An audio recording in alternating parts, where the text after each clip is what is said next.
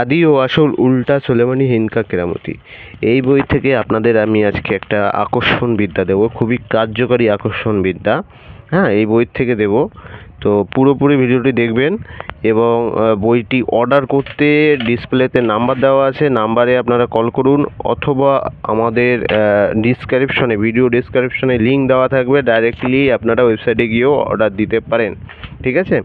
এবং পেমেন্ট আপনারা করে দিলে অ্যাডভান্স ডিসকাউন্ট আপনাদের জন্য থাকবে। হ্যাঁ, আপনারা ডাইরেক্টলি হোয়াটসঅ্যাপ করেন, আর যাদের যাদের লাগবে আমাদের ওয়েবসাইটে গিয়েও আপনারা কিনতে পারেন। তো আজকে যে বিদ্যাটা দেবো সেটা হচ্ছে আকর্ষণ বিদ্যা।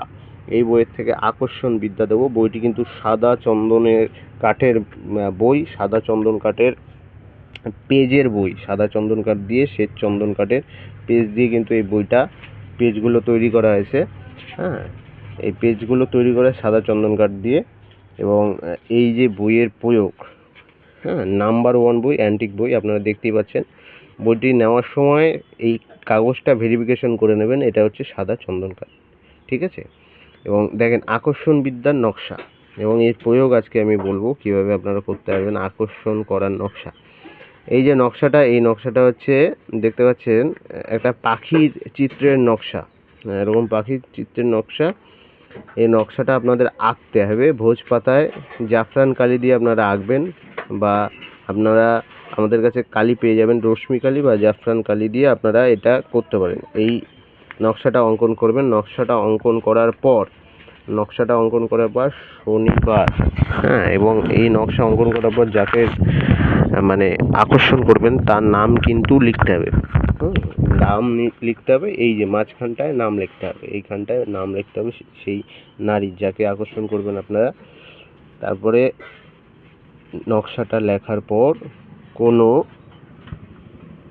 আপনারা কোনো পাখি, যে কোনো জীবন্ত পাখি, জীবন্ত পাখি বলতে যে কোনো জীবন্ত পাখি আপনারা ধরবেন, অথবা যে কোনো জীবন্ত পাখি কিনতে পাওয়া যায়, যেমন পায়রা, এদের কিনতে পাওয়া যায়, কোনো মানুষের কাছ থেকে কিনে তারপরে এই নকশাটা অঙ্কন করবেন। অঙ্কন করার পরে আপনারা এটা একটা তাবিজের মধ্যে ভরে, সেই তাবিজটা একটা পাখির গলায়, যেরকম চেন পরায় সেরকম বেঁধে, মানে চেন আমরা যেরকম মানুষ পরে সেরকম পাখির গলায় এমনভাবে বাঁধবেন যেন ও শ্বাস প্রশ্বাস নিতে পারে, অসুবিধা না হয়। হ্যাঁ, হালকা করে বেঁধে পাখিকে উড়িয়ে দেবেন, ঠিক আছে।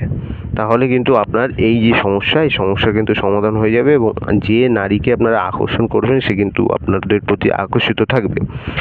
এই বিদ্যাটা খুবই, যে কেউ নারী পুরুষ সবাই উভয়ের ক্ষেত্রে কিন্তু প্রয়োগ করা যাবে আকর্ষণ বিদ্যা। হ্যাঁ, দেখা যাচ্ছে যাদের ক্ষেত্রে প্রেমিক প্রেমিকা দূরে রয়েছে এবং তাদের ক্ষেত্রে মিল হচ্ছে না ঠিকঠাক করে, বা কাউকে ভালো লেগেছে সেই ক্ষেত্রে মিল হচ্ছে না, তাদের অমিল হয়ে যাচ্ছে বারবার, সেই ক্ষেত্রে কিন্তু আকর্ষণ করা যায়।